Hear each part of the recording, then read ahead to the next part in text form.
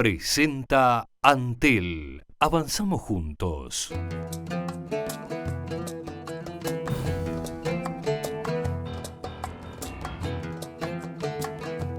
Buenas noches y gracias por estar ahí. Estamos en La Mira, estamos en BTV hace 6 años, cuando este programa comenzó a andar. En el primer programa del primer ciclo de En La Mira, se trató de una entrevista, por entonces al que era presidente de la República, el doctor Tabaré Vázquez. En el cierre de este 6º año, en este último programa, volvemos a tener al doctor Vázquez, esta vez en su condición de expresidente y de candidato presidencial por el Frente Amplio. Doctor, muchísimas gracias por estar. Gracias a usted por la invitación. Muy bien, doctor. Una cosa que usted repetía, sobre todo en sus círculos cercanos antes del Congreso del Frente, era que una condición que usted ponía para ser candidato era que el Frente necesitaba una renovación ideológica. Hablaba fuera de cámara con Nano Veiga de que yo no advertía claramente la renovación ideológica, y él me decía que si uno analizaba el Congreso, eso se podía ver. ¿Usted advierte que hoy usted tiene un programa que puede decir hay una renovación ideológica en este programa que yo voy a defender en la campaña electoral? Bien, el programa que aprobó nuestro Congreso, el Congreso de las Bases del Frente Amplio, desde mi punto de vista, es un programa bien hecho, es un programa inteligente como para permitir al próximo gobernante del Frente Amplio, si es que nos toca estar en un tercer gobierno del Frente, tener una amplitud de manejo de los temas que hacen a la vida de todos los uruguayos, una amplitud muy amplia, una gran flexibilidad, dentro de un contexto ideológico que rescata sin duda los principios y valores tradicionales y fundacionales de nuestro Frente Amplio. El tema de la profundización de la democracia, la defensa de los derechos humanos, la participación de la ciudadanía, generar más ciudadanía, pero adaptado a los tiempos modernos, ¿verdad? Yo diría, como en más de una oportunidad lo hemos dicho, con el corazón en la utopía, pero con los pies en la tierra. Y pero usted, digamos, para ser un poco más preciso, digamos, para poner un ejemplo a la gente, ¿no? ¿Qué cosa hay de este programa, digamos, que mirando para atrás uno puede decir, bueno, acá hubo una renovación? Bueno, en las políticas, en el manejo de las políticas económicas, vayamos a un punto clave, ¿verdad? El correcto manejo de las políticas macro, meso y microeconómicas que pensamos no deben tener un color político, sino un buen manejo, una buena gestión de las mismas, una buena concepción. Yo creo que esta es una apuesta al día del Frente Amplio bien importante, ¿no? Se salió de determinados dogmatismos. ¿Que persistían en el gobierno este? No, yo creo que a partir del 2005 se comenzó a aplicar esa política económica que no tiene nombre ni apellido, sino que es la política económica del Frente Amplio, que busca un poco lo que decía Felipe González también en sus comienzos. El buen manejo de la política económica no es ni de derecha ni de izquierda, es de un buen administrador. Bueno, yo creo que ese ha sido un paso importante en el Frente, de la misma manera que es importante conjugar el avance en el crecimiento económico con justicia social, es decir, generar riquezas y distribuir esa riqueza con más justicia social. Uruguay lo ha logrado en estos últimos años. La CEPAL acaba de publicar un artículo sobre distribución de la riqueza en Latinoamérica y por lejos Uruguay es quien distribuye mejor la riqueza. Por ejemplo, el quintil inferior, es decir, el 20% de la población que tiene menos recursos económicos, recibe el 10% del Producto Bruto Interno. El quintil superior, el que tiene el 20% de esa gente que tiene mayores ingresos, recibe un 34% y algo más del Producto Bruto Interno. Todavía hay una separación importante entre quienes menos tienen y lo que reciben y quienes más tienen y lo que reciben. Pero si vamos al segundo país en cuanto a lo que reciben los quintiles inferiores, está en un 6,8%. Uruguay recibe ese quintil un 10%. Y yo creo que hay que seguir trabajando en esa línea para redistribuir la riqueza o distribuirla con mayor equidad. Cuando usted asumió, le entregó a lo que se llama el astorismo, a la gente liderada por Daniel Astori, la conducción de la política económica en esa línea que usted acaba de marcar, de renovación, de dejar de lado algunos dogmatismos, ¿no? Pero cuando gana Mujica, durante buena parte de su gobierno, se habló de los dos equipos económicos. Usted es un hombre informado, sabe de qué le estoy hablando. Los asesores de Mujica, que proponían leyes que a veces generaban tensiones en el gobierno porque no iban en línea con lo que Astori y su gente pensaba. Uno puede pensar que si usted llega a ganar, vamos a volver a una línea económica más coherente en el sentido de que no hay, los de afuera son de palo, digamos. Bien, yo he hablado de este tema con el señor presidente de la República en varias oportunidades, como también he hablado de otros temas. En realidad existe creo que una percepción no adecuada a lo que sucede, ¿verdad? El presidente Mujica me decía, la OPP, y yo estoy de acuerdo con él, está creada para determinadas circunstancias, planificar, controlar, desarrollar programas económicos, sociales, y el Ministerio de Economía está para conducir la política económica. En un tercer gobierno de Frente Amplio será el Ministerio de Economía y Finanzas quien maneje esa política económica, y la OPP cumplirá con la función que tiene que cumplir. Pero esas discusiones que usted tenía con el presidente eran a propósito de todos estos ruidos, todos estos ruidos que había, digamos. Sí. Uno no puede estar ausente a los distintos comentarios o artículos que se conocen públicamente, ni el señor presidente ni quien habla, y como hablábamos de otros temas, también hablábamos de este. Si el frente es la izquierda de este país, ¿quién es el centro? Yo creo que el frente es el centro y la izquierda. Vamos a ver por qué digo esto. Esto lo decía Seregni muy claramente en muchos de sus discursos públicos o en declaraciones públicas se puede rescatar. El proyecto político del Frente Amplio, su programa, no es un programa o un proyecto político actualmente, digamos, socialista. Es un proyecto político de centro-izquierda, ¿verdad? Que tiende a buscar los caminos que lleven a una mayor justicia social, a una mejor distribución de la riqueza, como hablábamos, a la aplicación de políticas públicas en salud, en seguridad ciudadana, en educación, en vivienda, en rescatar a la gente que está en pobreza o en marginación, pero es un programa de centro-izquierda. Yo creo que el Frente Amplio se ubica en ese sector.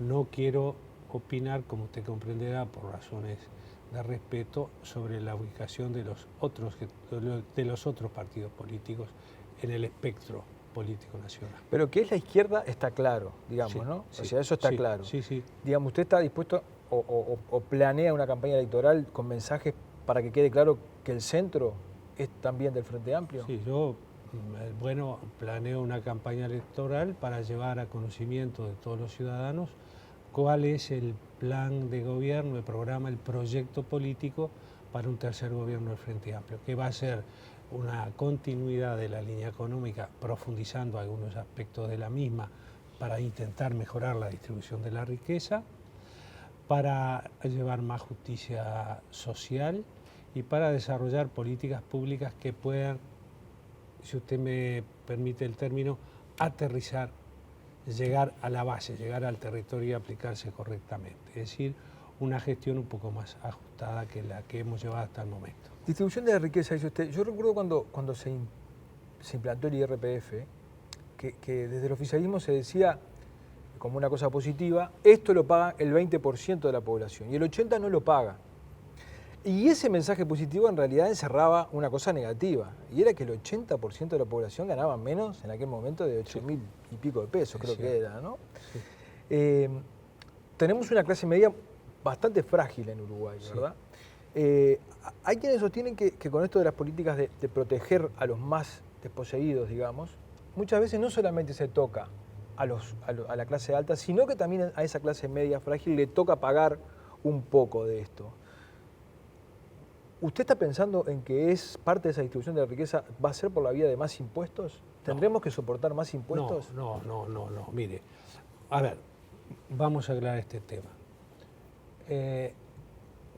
Hay por ahí un axioma, es decir, una realidad que no necesita ser comprobada, y yo lo experimenté personalmente en una campaña electoral, que no se gana una elección hablando de impuestos, de aumentar impuestos. Así que, mono viejo no sube a palo podrido. Claro, pero también cuando uno dice que no, después eso queda en el archivo. Pero yo voy a hablar de impuestos ahora. Usted va a hablar de impuestos. Sí, señor. Por ejemplo, a los trabajadores, a los asalariados, cuando cobran el aguinaldo o el salario vacacional, el mes que lo cobran, se suma el monto por el aguinaldo y su salario para calcular el IRPF que tiene que pagar. Sí.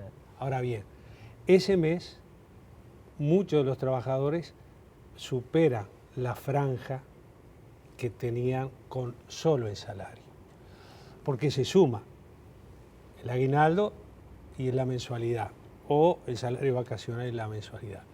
En el próximo gobierno de Frente Amplio esto lo tenemos que eliminar de forma tal que se calcule el IRPF por separado, lo que va a implicar una rebaja del pago de impuestos para los trabajadores. Y le voy a hablar de otro aspecto de los impuestos que va... Usted está anunciando que eso se va a aplicar, se va a separar y no se va a cobrar más IRPF sobre el salario vacacional y sobre el aguinaldo. No, sobre la suma. Sobre la suma, es decir, sobre la suma por separado. Bueno, claro, de alguna manera... Sí, seguramente los dos van a quedar por debajo de una franja que si se suma se va por arriba de esa franja y van a pagar más. Pero cuando toda la población paga, no toda la población, buena parte de la población paga el impuesto de primaria, los productores rurales no lo pagan. Y eso para mí está mal. Aquellos pequeños productores rurales, unidades de producción familiar pequeñas, etcétera, que no lo paguen hoy me parece muy bien. Pero con la ganancia que han tenido, con las utilidades que han obtenido en los últimos años, grandes productores rurales que no paguen el impuesto a primaria para darle mejores condiciones económicas en alimentación, atención de la salud a los niños de las escuelas públicas, me parece muy mal. Por tanto, yo creo que hay que reinstalar el pago del impuesto a primaria a las unidades de producción del país que están por encima de determinado nivel. Esas serían las novedades que va a haber en caso que usted gane en materia impositiva y en principio no hay nada más en el horizonte, que no hay sorpresas, digamos. No hay sorpresa en la conducción económica porque además lo estableció así nuestro Congreso del Frente Amplio y todo esto tendiendo a buscar una mejor distribución de la riqueza. El tema de la distribución de la riqueza, este país ha volcado, no solamente durante el gobierno de la izquierda, aunque han aumentado, ingentes cantidades de dinero para políticas sociales en todas sus ramas, digamos, ¿no? Pero según la manera que se haga, hay un espíritu también de cómo el gobierno reparte. Y mire que yo estoy de acuerdo en que a los pobres hay que darle dinero porque solamente hay que ser pobre para saber la soledad de no tener un mango en el bolsillo, ¿verdad?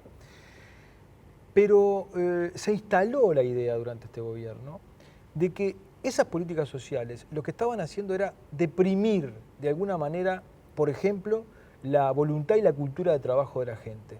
Hay una frase del presidente Mujica, que la tengo por acá, que dice, hay que apoyar a esta gente sin pedir contrapartidas. Es repartir dinero sin pedir nada a cambio y que eso ha generado una cultura del pobrismo, del no trabajo, del Estado me financia, digamos, ¿no?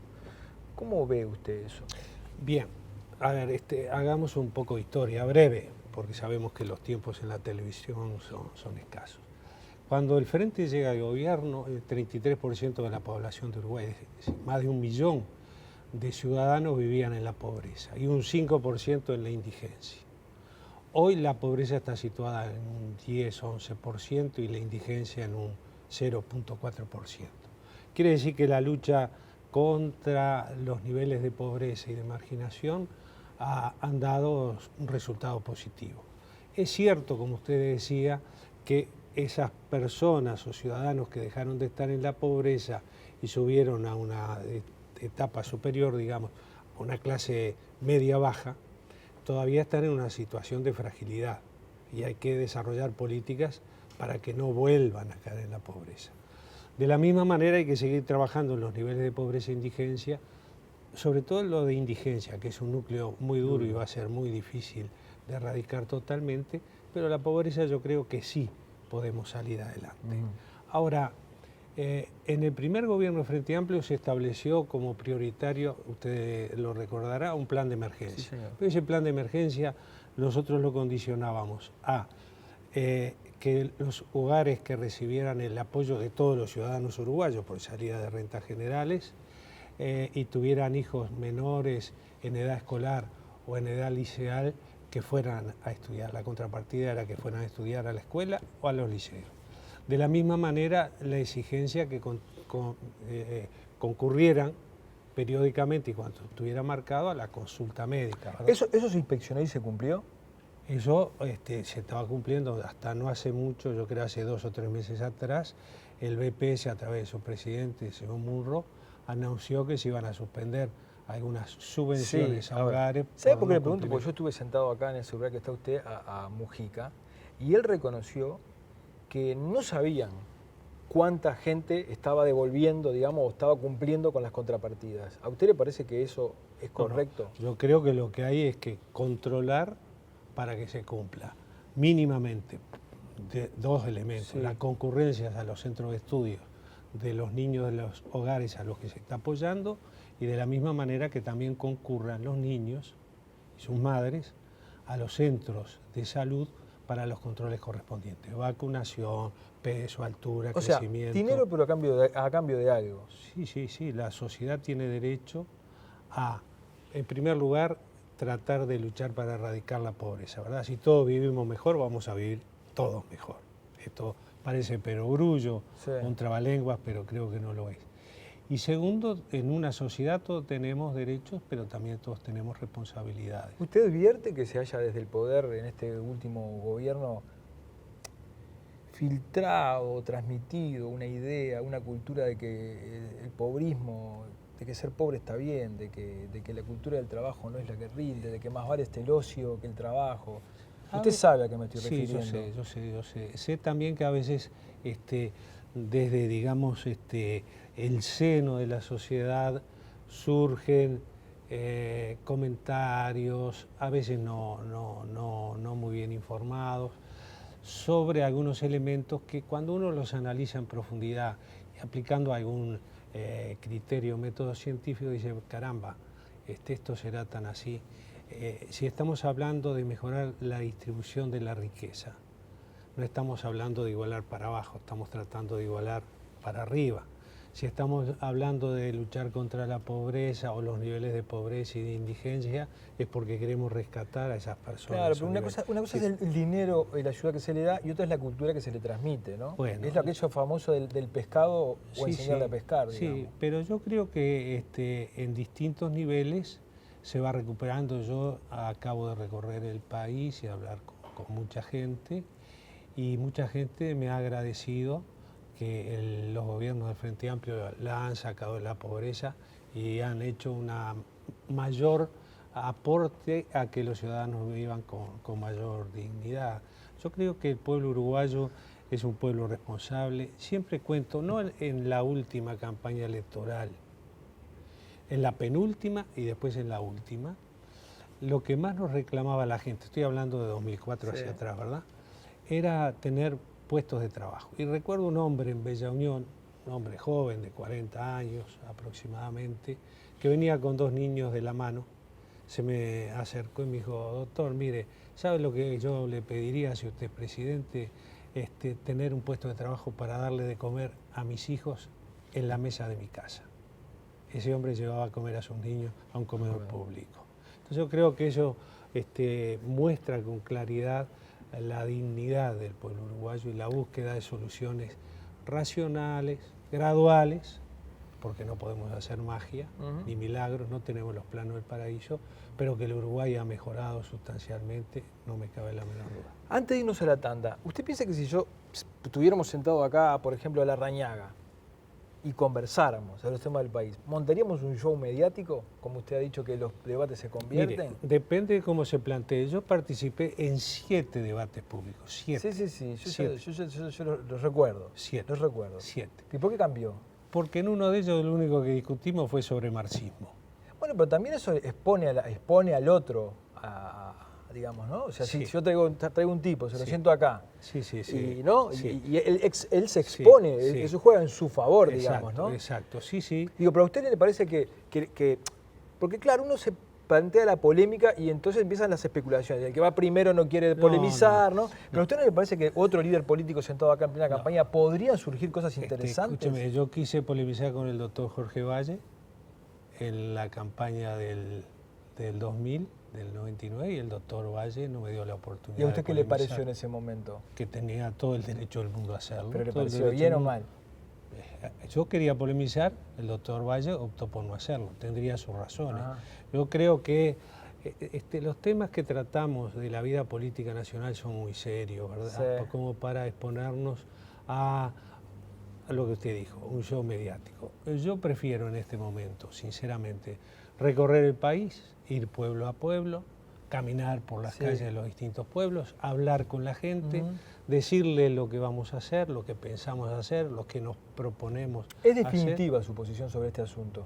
Sí, bueno, en política o en la vida nunca digas nunca ni nunca digas jamás. Está bien, está bien. Así que de cualquier manera siempre he encarado mis campañas electorales, y esta es la quinta, tratando de llegar directamente a la gente, mirándonos cara a cara y explicándoles lo que hicimos en este caso, porque ya somos gobierno, que fueron muchas cosas, y lo que nos proponemos hacer para un tercer periodo de gobierno. Rapiña, 2005. 7.491. 7.491. 2007. 2007, 7.800. Subieron. ¿Ves cuánto subió? Bien, seguimos con el doctor Tabaré Vázquez. En aquella entrevista, 2008, hablábamos de 7.800 rapiñas. Eso era lo que usted estaba dando, era cifra de rapiñas. Hoy estamos en casi 15.000. ¿Esto marca un fracaso de la política de seguridad en sí? Bueno, reitero lo que dije en el bloque anterior. Analicemos un poco más en profundidad los hechos. Es cierto que el número de algunos delitos han aumentado, como también es cierto que el número de otros delitos han disminuido.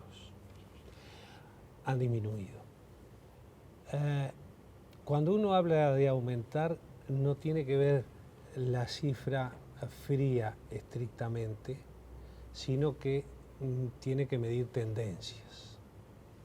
Las rapiñas venían aumentando de manera, yo diría, exponencial. Ese crecimiento se ha ido enlenteciendo y parecería que se ha estabilizado, Otros delitos que tenían una tendencia creciente han comenzado a disminuir, y otros que tenían una tendencia baja han comenzado a aumentar. Por ejemplo, los ajustes de cuentas, o por ejemplo, en el terreno de la violencia doméstica. Los ajustes de cuentas están vinculados a el problema de la droga y el narcotráfico, que lo podemos analizar si usted quiere aparte. El problema de la violencia doméstica queda por definir, discernir si es que hay más violencia doméstica en este momento. O más denuncias, exactamente. Con el número de las rapiñas, estaba analizando hace algún tiempo atrás que cuando se producía un menor número de rapiñas en el Uruguay, sobre todo en Montevideo, Maldonado y Canelones, lo que se obtenía por la rapiña por parte del delincuente eran montos más altos. Y se producían en determinados lugares muy fijos ese número de rapiñas, a la salida de los bancos, a la salida de cobro del BPS, de algunos jubilados, etcétera, etcétera. Cuando se detecta este fenómeno, se comienzan con los controles de manera más importante en determinados lugares donde se producían estas rapiñas. Y en esos lugares disminuye el número de rapiñas.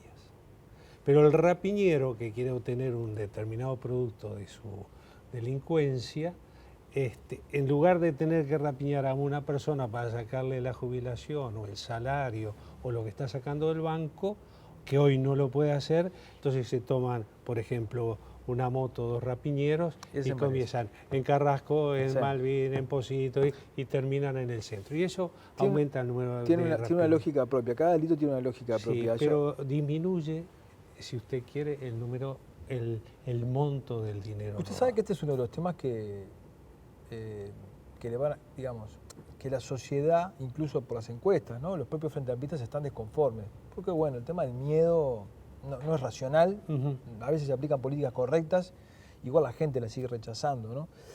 Y no es un problema de ahora, porque yo le comentaba ahí mismo ni del Uruguay solo. No, ni del Uruguay solo. Uruguay debe ser el país de Latinoamérica más seguro. Ni que hablar, pero la gente vio que se compara consigo misma, no le importa lo que pasa afuera.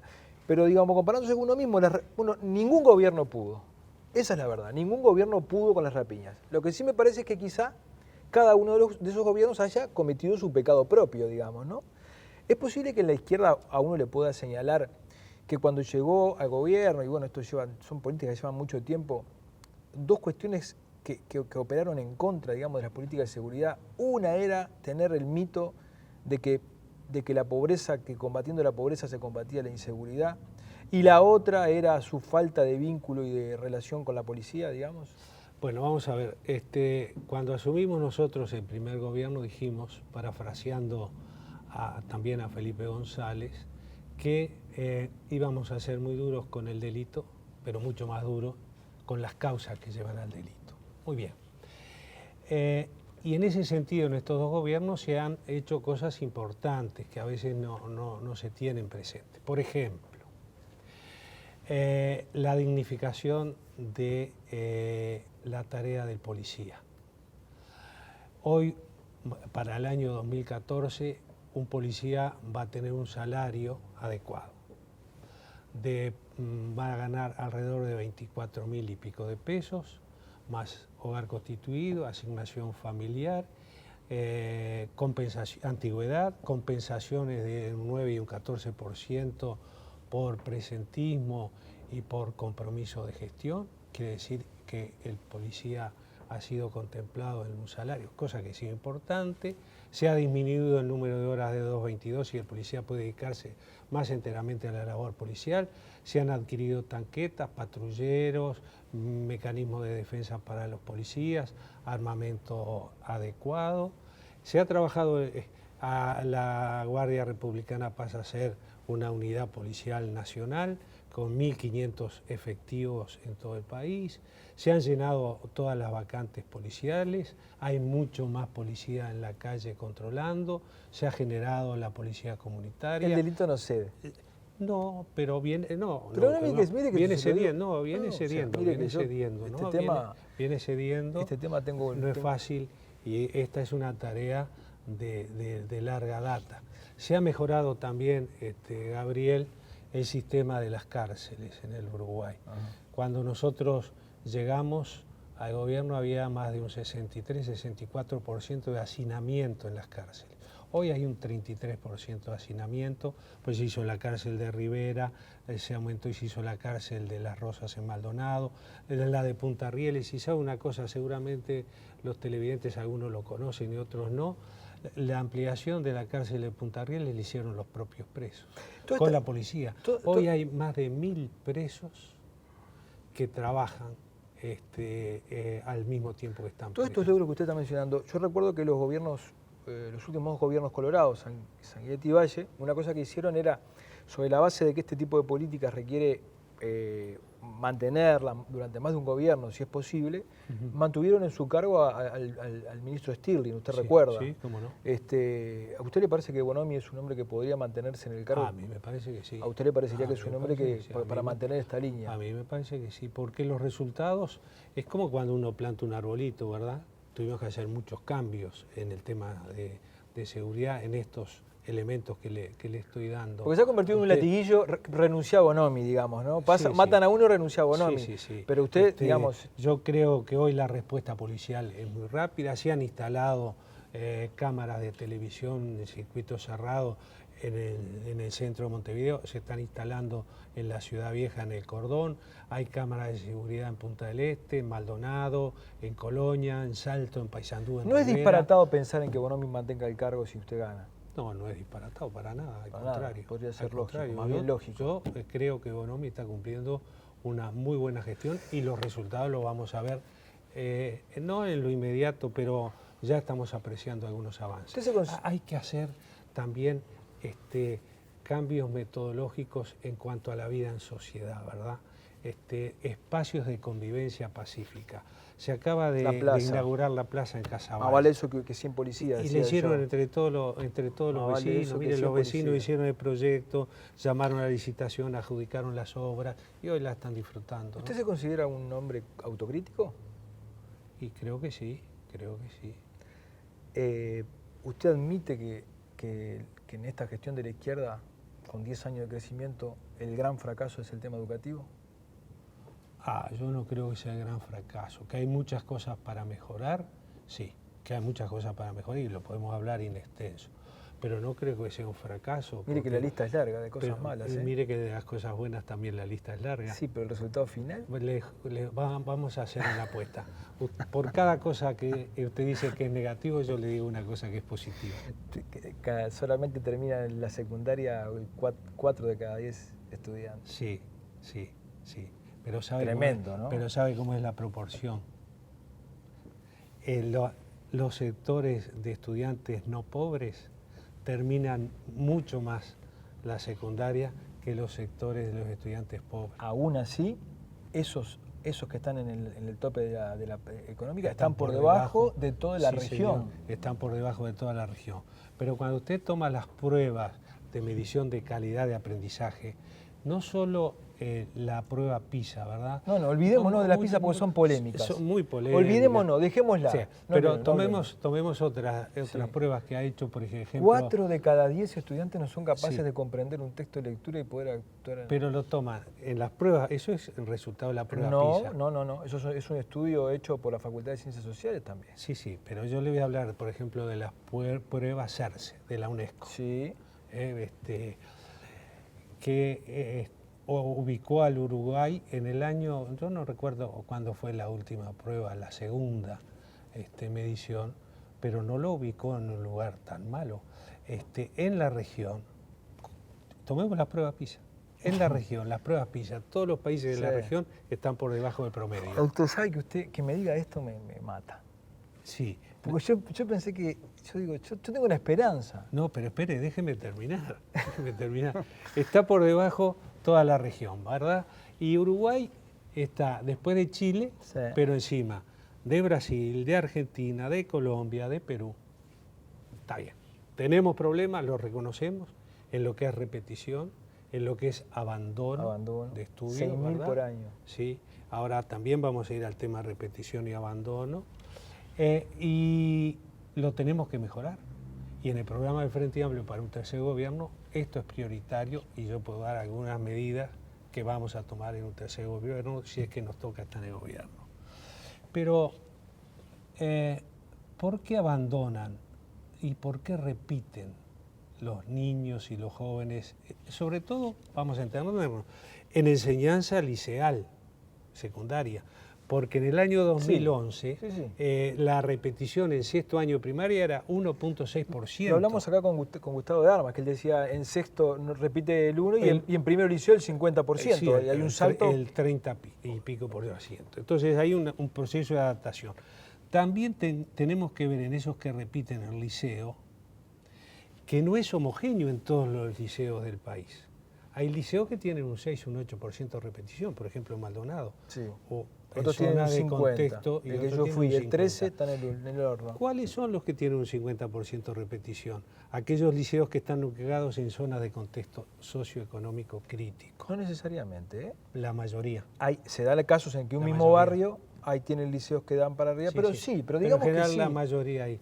Entonces, ¿qué tenemos que hacer? Tenemos que ¿qué problemas pueden existir para que haya esa diferencia y en los lugares de contexto socioeconómico crítico exista un mayor índice de abandono y repetición?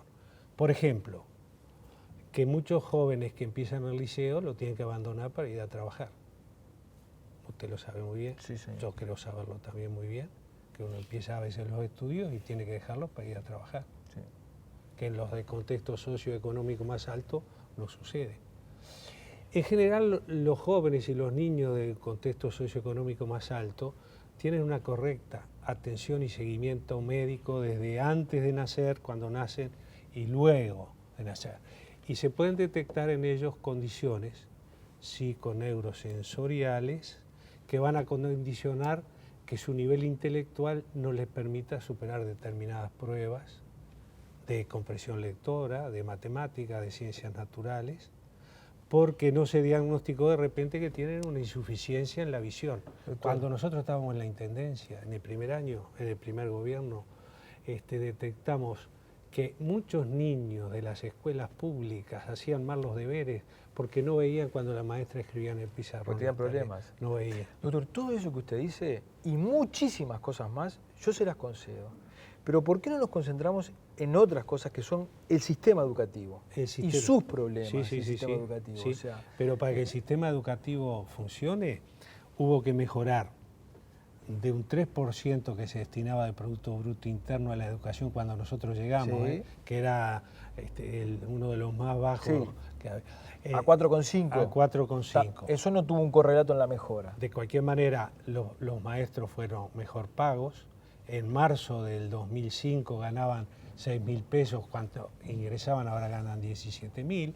Se han mejorado la infraestructura y la tecnología con el Plan Ceibal, por ejemplo, que es ejemplo en el mundo. El plan Ceibal, usted sabe bien que para que pudieras tener éxito, usted lo tuvo que manejar por fuera del sistema educativo. Sí, pero tuvo Porque si lo éxito, metía en el medio, sí, pero se lo hoy comía la hoy burocracia. hay programas especializados que toman al Plan Ceibal como una herramienta inclusiva, una herramienta tecnológica que hay que introducirla en la educación, no como la herramienta salvadora. La herramienta salvadora es el docente bien capacitado, bien preparado, que cumpla con sus tareas, que concurra permanentemente a los centros de estudio, que se dedique a ver... Yo no me voy a meter en la medicina, hablando de usted de medicina, pero en la medicina cuando hay un problema que es muy grave, hay veces que hay que cortar, Sí, sí. ¿no? Y sacar, Sí, no hay sí, otra. sí, sí. Yo al único dirigente político que lo escuché, lo tuve sentado ahí donde está usted, que lo escuché con una idea, digamos, de esas radicales, y es en un solo aspecto, pero conceptualmente es muy importante, fue Raúl Sendic, que me dijo acá, porque es una pregunta que yo le hago a mucha gente y le digo, ¿la educación es un servicio esencial? Y él me dice, la educación tiene que ser un servicio esencial. Para que sea un servicio esencial, no puede ocurrir nunca más que haya 15 días sin clase. No puede ocurrir. Como pasó. No puede ocurrir. Sí, pero para que no pueda ocurrir, hay que declarar los servicios esenciales, como son los controladores aéreos, como es la policía, como es el Sí, ejército, señor. y decir, Sí, señores, 200, o sea, los sí, gremios no señor. pueden parar Sí, más mire, 15 días. mire. ¿Usted está dispuesto a eso? Sí, señor. El objeto es el siguiente, obtener el mejor producto en la educación. Para eso hay que centrar como lo más importante en el tema educativo a los niños y a los jóvenes, punto. Totalmente. Eso es lo más importante. Segundo, las políticas educativas la establece el gobierno que fue libre y democráticamente elegido por todos los uruguayos. ¿Cómo es eso? Sí, las políticas educativas las tiene que marcar el gobierno, el sistema político. Sí, unos organismos casi ni deshacen lo que quieren. El Codicen hace lo que quiere, ahora hace lo que quiere. vamos a ese punto si usted quiere. Pero es el sistema político, es el gobierno electo democráticamente, digo, y de manera libre por el pueblo que dice, este es el modelo de país que tenemos, este es el programa educativo que tenemos que llevar adelante. Por ejemplo, cuando ahora se crea la Universidad Tecnológica, cuando se le da más importancia a la UTU para capacitar rápidamente a los jóvenes para que se puedan insertar en el medio laboral, etcétera, etcétera. Ahora, son los técnicos, son los docentes quienes saben cómo se tiene que implementar desde el punto de vista docente para lograr el objetivo fundamental, capacitar a nuestros jóvenes de acuerdo a las directivas políticas que da el gobierno ¿verdad? Y desarrollando o tratando de desarrollar las capacidades de aprendizaje para que se cumpla el objetivo. Es este el tema. ¿Cómo se hace para que para que en la educación nosotros podamos asegurarle a las familias más pobres? Porque usted lo sabe bien también, que en una familia pobre, que la madre no pueda mandar a su hijo al liceo, implica otro montón de cosas, que no puede ir a trabajar. ¿Cómo hacemos? Como estamos haciendo en primaria. En primaria están los maestros, ¿verdad? Regulares. Y hay 3 programas que son fundamentales, que quizás ya llevaron a obtener el resultado que hoy tenemos de una baja repetición y deserción en primaria. El programa maestro más maestro, es decir, el maestro regular más otro maestro que apoya a aquellos niños o niñas que tienen capacidades disminuidas o dificultades de aprendizaje. Ese es un programa. El otro programa es el maestro regular más el maestro comunitario, que es el maestro que va a la casa y que ayuda a los niños a hacer sus deberes y muchas veces ayuda a los padres o a los tíos o a los hermanos en algunos temas de aprendizaje y conocimiento. Y el tercer programa es el maestro regular más el maestro Ceibal, que está dando excelentes resultados. Pero usted lo que dice es que para frenar la locura sindical de parar 15 días la escuela, los centros de estudio, lo que hay que hacer es montar un sistema que solucione eso. Hay que montar no declarar esencial la educación. Si es necesario declarar esencial, se va a declarar esencial como se han declarado otros servicios. ¿Usted está dispuesto a que no se pierdan más días de clase? Nosotros tenemos que intentar llegar a 200 días de clase para enseñanza secundaria. Tenemos que intentar que los jóvenes tengan asegurada la atención permanente y total día a día. Tenemos que asegurarnos que los jóvenes, por ejemplo, continuar adelante con el plan Serenar, por ejemplo. ¿Sabe cuál es el plan Serenar? No recuerdo. El plan Serenar es el seguimiento de los recién nacidos con riesgo de tener deficiencias psiconeurosensoriales.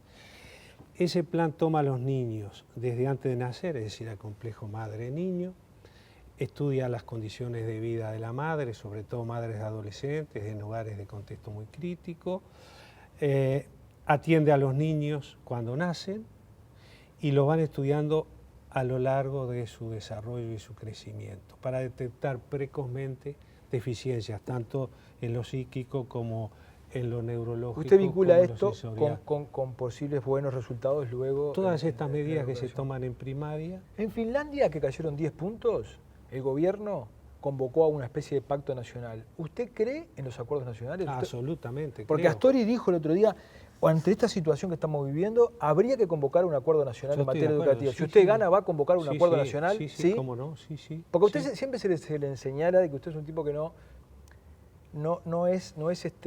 es difícil negociar con otros. Mire, también es lo que decíamos al principio, ¿verdad? A veces surge en la sociedad un rumor y sigue creciendo. Cuando ganamos el primer gobierno de Frente Amplio, personalmente fui a la casa del Partido Nacional a proponerles que participaran en el primer gobierno de Frente Amplio, en 3 niveles, en el Ministerio, en los entes autónomos y en los servicios descentralizados. Fui a la casa del Partido Colorado, fui a la casa del Partido Independiente a proponerle los mismos. A nivel ministerial no me aceptaron y después se complicó una negociación por la cual no pudimos lograr que algunos actores de los partidos participaran. Usted perdóneme que yo lo corte, me quedo con 2 ideas fuerza de esto. ¿Está dispuesto a llamar un acuerdo nacional? Sí, señor. ¿Y está dispuesto a declarar la educación esencial si es necesario? Si es necesario.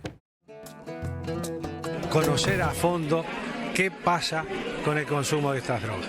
La única forma es sacarlo del mercado informal y tratar de llevar al mercado formal para poder hacer un control estricto y que se pidan bajo recetas médicas. ¿Cuáles serían esas drogas? Las que he mencionado. ¿Otras? ¿Doctor, va a hacer hincapié en su campaña sobre la baja de psicotrópica? ¿Quiere que le explique lo que es la psicotrópica? ¿O usted quiere que hable de otras drogas? Se va a quedar con las ganas. ¿Va a hacer hincapié en el plebiscito de la baja de imputabilidad? ¿Quién le mandó a hacer esa pregunta? No, nadie. ¿Nadie?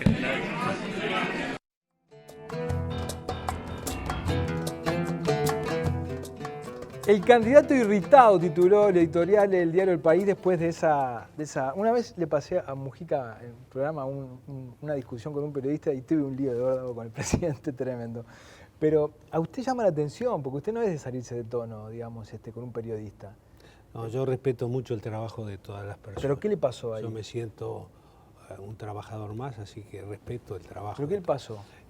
Yo no me vi irritado. Si eso es irritación, lo que pero no, sucedió... pero usted le dijo, ¿quién le mandó a hacer esa pregunta? Es como que está haciendo un mandado, ¿no? No, claro, porque si el periodista era un periodista joven, muy inteligente, que preguntó muy bien. Si él me hubiera dicho, ¿cuáles son las drogas, por ejemplo, una droga antialérgica? Eso se maneja todos los días por parte de toda la población. ¿Qué droga es un antibiótico, por ejemplo? Esto lo maneja toda la población, o un analgésico. Ahora, el término drogas psicotrópicas es de manejo casi exclusivamente médico. En Google ahora, mire que... O paramédico, no, pero se maneja de ese tipo. Y él insistía con la pregunta. Entonces, evidentemente no era un joven que estaba estudiando medicina ni médico. Entonces, yo ya había mencionado los distintos tipos de drogas, que creo conocerlas por razones obvias, y cuando él me insiste, es cuando le pregunto, pero le pregunto correctamente, ¿es verdad? ¿Los periodistas tienen derecho a preguntar? Yo tengo que contestar, pero también como ciudadano tengo derecho a preguntar, como le he preguntado a usted. ¿Usted sigue pensando, y le pregunté al joven, ¿quién le hizo mandó esta pregunta? Sí, o quién le mandó esta pregunta, porque me pareció que era una pregunta que estaba como preparada, que no era espontánea del periodista, pero fue eso, nada más. ¿Usted sigue pensando, como lo ha dicho muchas veces, de que hay periodismo opositor? ¿Lo ve el periodismo como algo, como una fuerza, digamos, que puede ser contraria al gobierno en sí, ¿Me permite esto? Aquí tiene un ejemplo. Bueno, pero eso es una valoración de una cosa que uno puede decir, bueno, no, yo no estaba irritado. Digamos. No. Aquí tiene el ejemplo.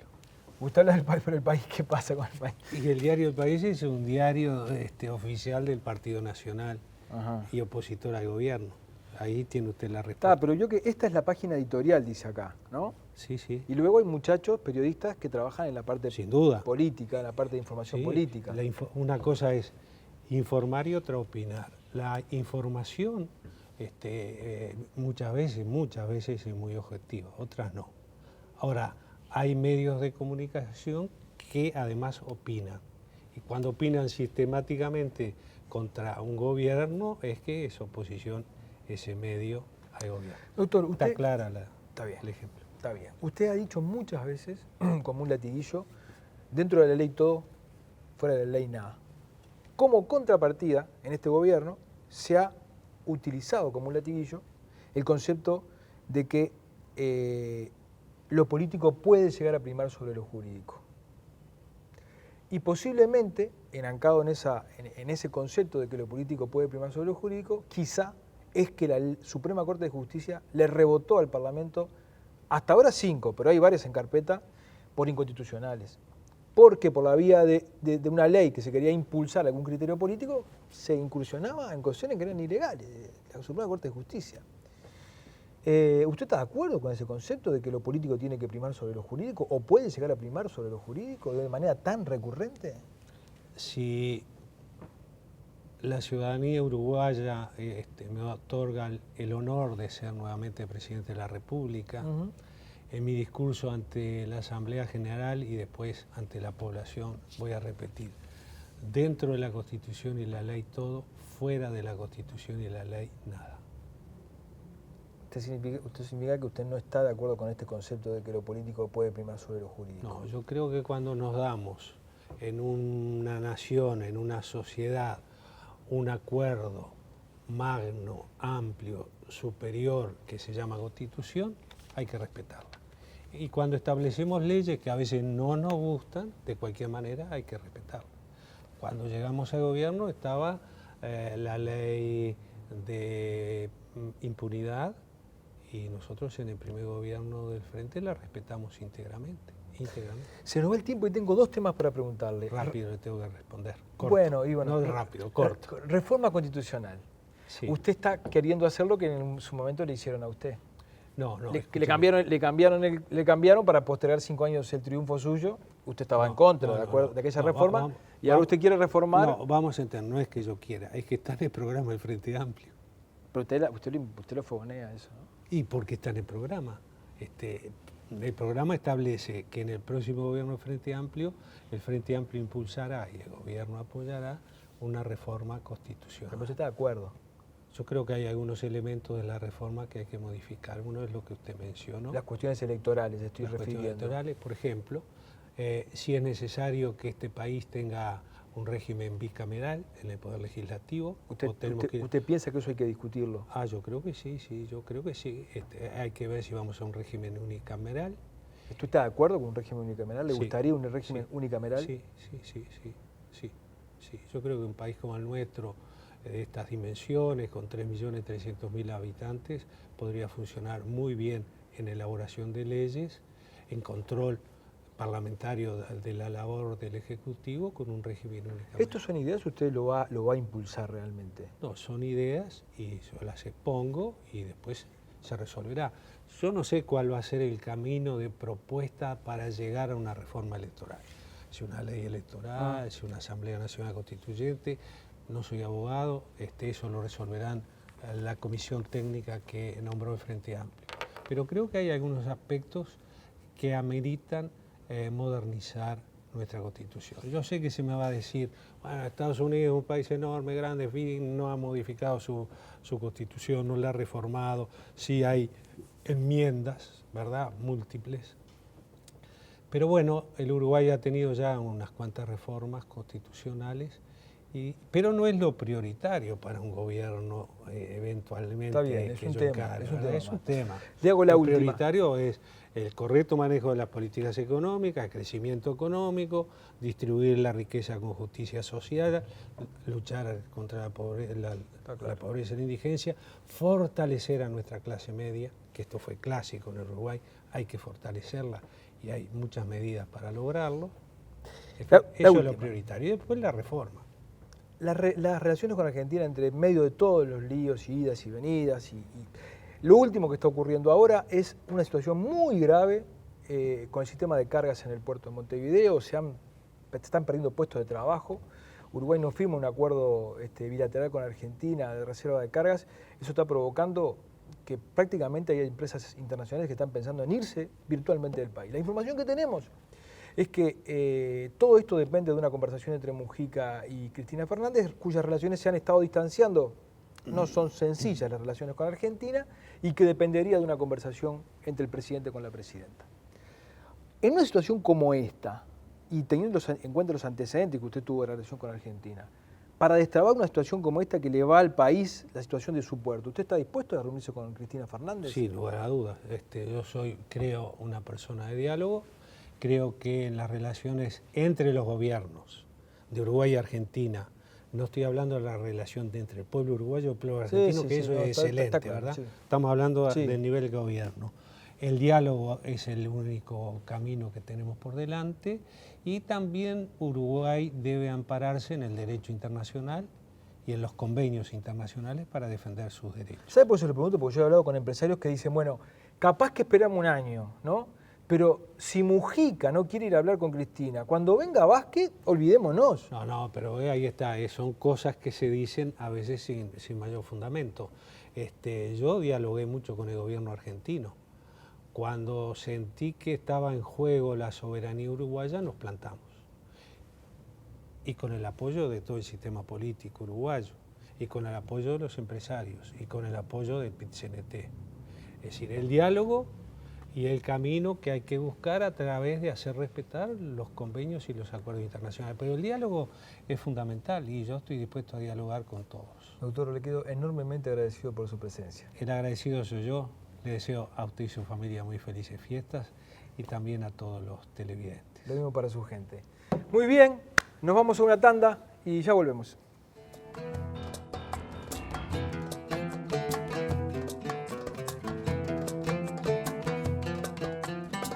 Presenta Catunasi, terminal especializada de contenedores del puerto de Montevideo. La tienda del espía. Entérese de todo. Jaume y Seré, su socio estratégico en comercio exterior y logística. Beneficia, el plan de soluciones de salud, seguridad y servicios más completo del país.